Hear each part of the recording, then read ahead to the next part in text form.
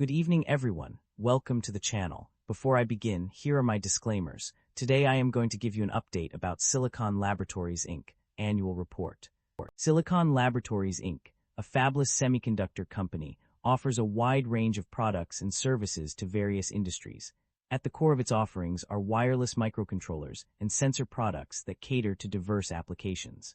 The company's products are used in numerous electronic devices across various sectors, including industrial automation and control, smart metering, agriculture, renewable energy, electric vehicle supply equipment, and medical instrumentation.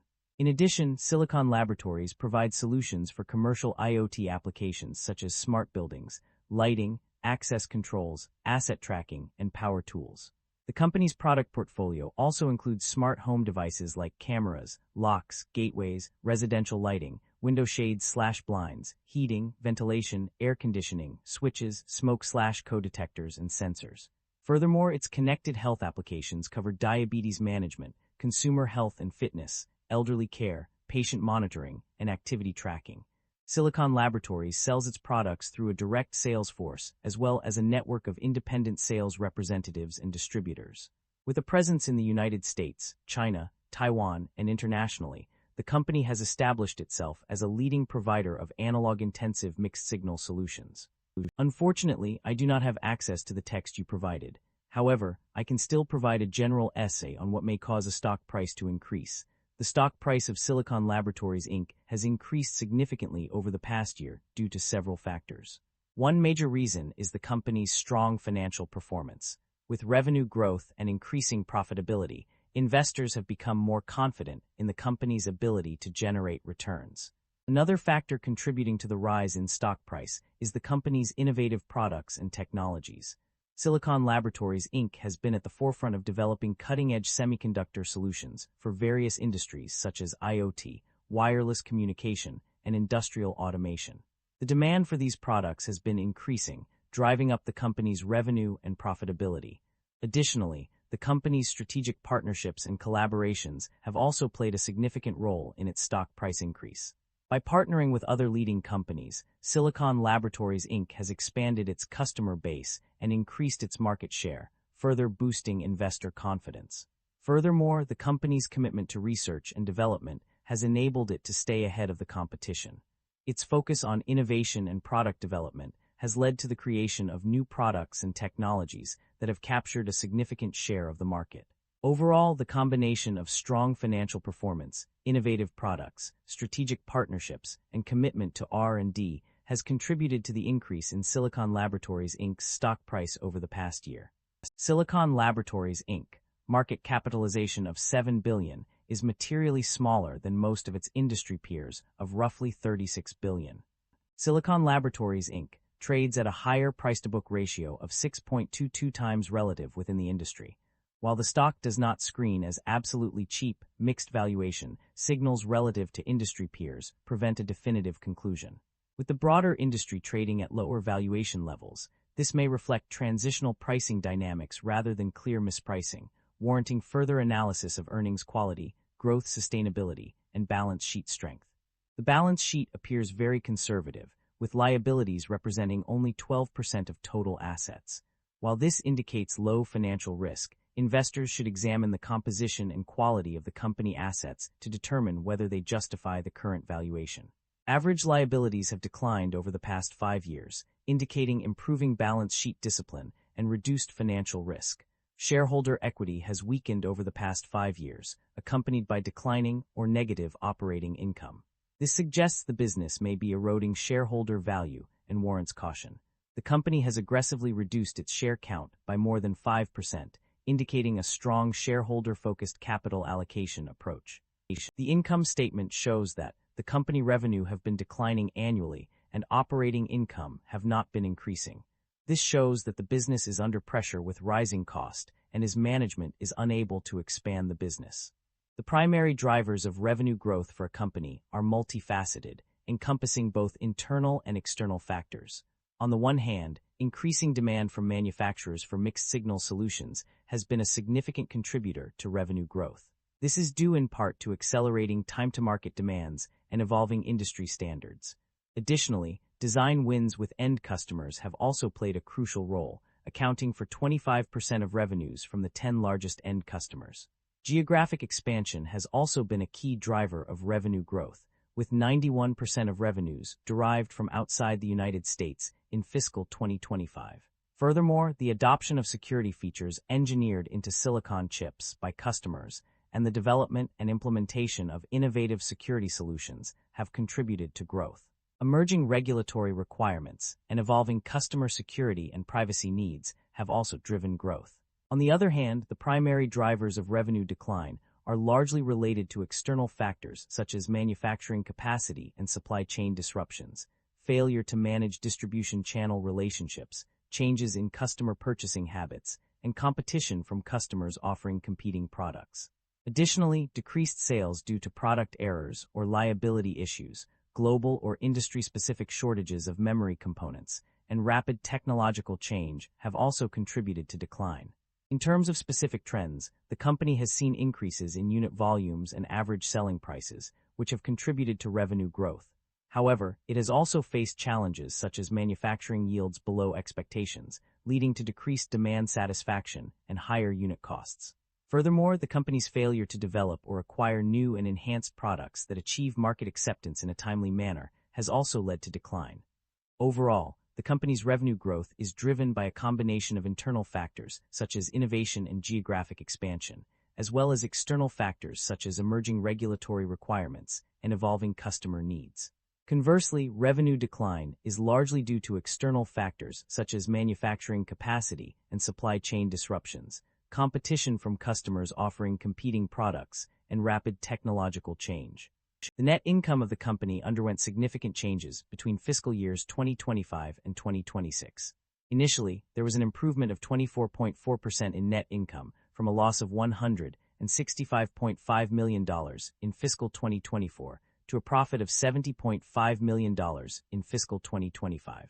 However, this trend reversed in fiscal 2026, with the company reporting a net loss of $57.9 million. The change in profit margins also contributed to these fluctuations. The gross margin increased by 4.8% from 53.4% to 58.2% in fiscal 2025 due to higher revenues and lower indirect and overhead expenses as a percentage of revenues. However, the impact on net income was not sustained in fiscal 2026, suggesting that other factors such as increased expenses or decreased revenue may have offset these gains. The reasons behind these changes are multifaceted. In fiscal 2025, the increase in gross profit due to higher revenues and lower indirect and overhead expenses contributed to the improvement in net income. However, in fiscal 2026, the decrease in net income may be attributed to increased expenses or decreased revenue, which outweighed any potential gains from cost-cutting measures or improved operational efficiency. The company is indeed generating positive operating cash flow. This is evident from the net cash provided by operating activities, which was a substantial $95.7 million during fiscal 2025. Furthermore, the financial instruments held by the company are recorded at fair values due to their short maturities, indicating that they do not have significant non-cash items affecting cash flow. This positive operating cash flow is a crucial indicator of the company's financial health and stability. It suggests that the company has sufficient liquidity to meet its obligations and invest in growth opportunities. The fact that this trend continued for fiscal 2025 reinforces the notion that the company is on a stable footing, with a strong ability to generate cash from its core operations. The company's financial health has shown significant improvement in recent years. One notable change is the decrease in debt level, which has been a major concern for the company in the past. According to the latest figures, the debt level has decreased significantly, with no amounts outstanding on the revolving credit facility as of January 3, 2026.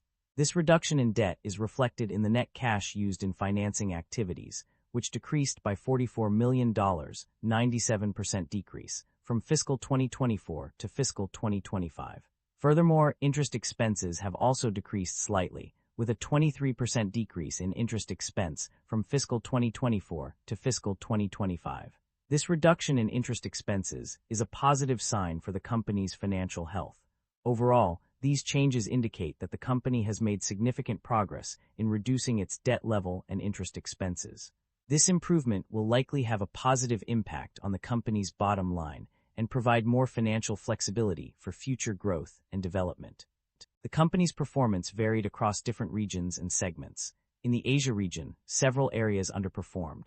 China accounted for only 33% of total revenue, indicating a relatively weak presence in this market.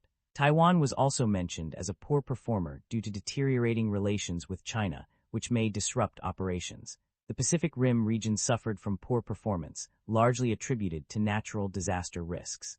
In addition to these Asian regions, South Korea's poor performance was noted, primarily due to the risk of disruptions in assembly and testing operations.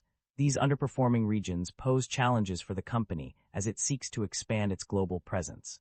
Management is optimistic about the company's outlook, citing its strong competitive advantage in mixed-signal ICs due to its expertise in analog and RF design.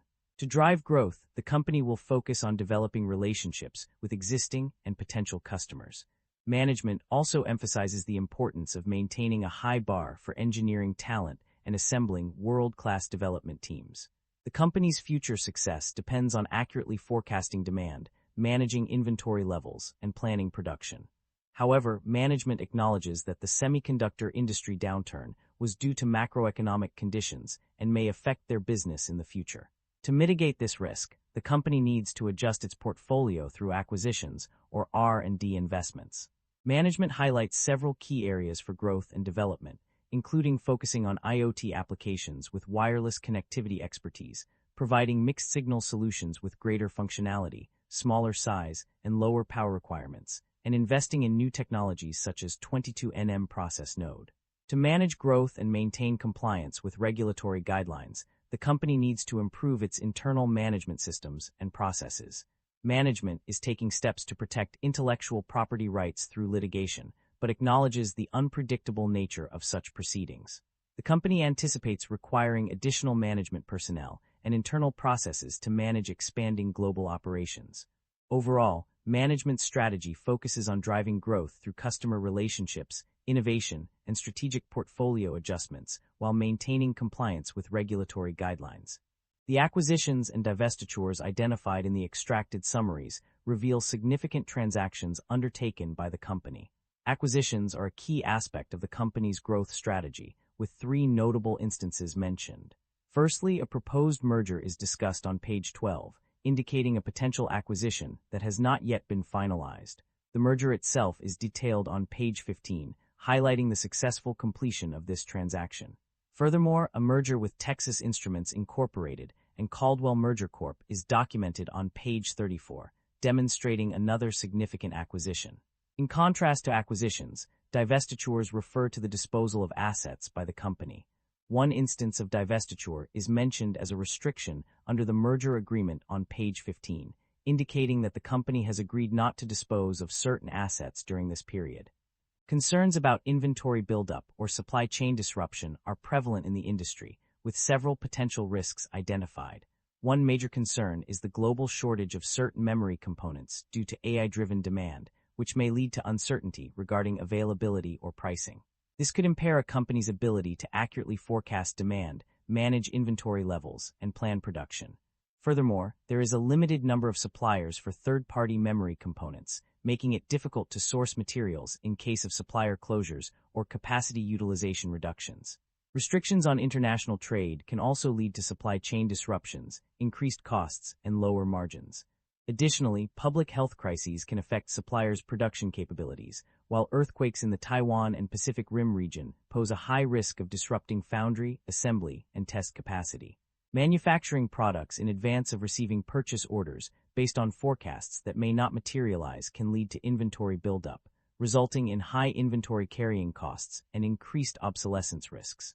Excess or obsolete inventory due to changes in customer requirements or product revisions is also a concern.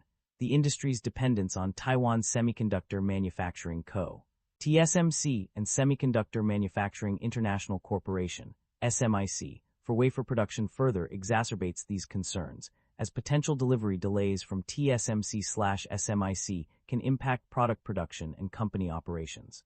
Overall, the risks associated with inventory buildup or supply chain disruption are significant, and companies must be prepared to mitigate these risks through effective forecasting, inventory management, and supplier diversification.